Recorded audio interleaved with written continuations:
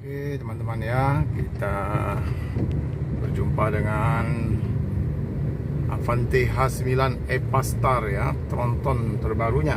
Kayaknya sedang berkeliling kota ini sepertinya teman-teman ya, city tour.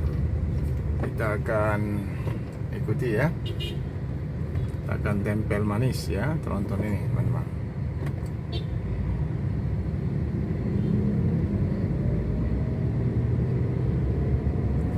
Scania ya teman-teman ya, ada 2 unit. Oh ini dia trontonnya teman-teman, Epastar ya teman-teman ya. Kita tempel manis ya, 17 cm.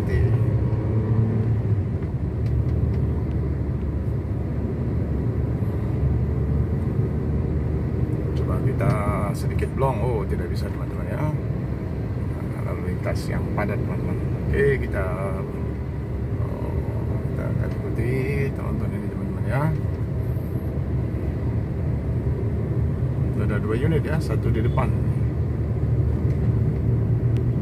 Kita potong dulu, kita blong kanan, tronton terbaru Epastar ya. Oke teman-teman ya.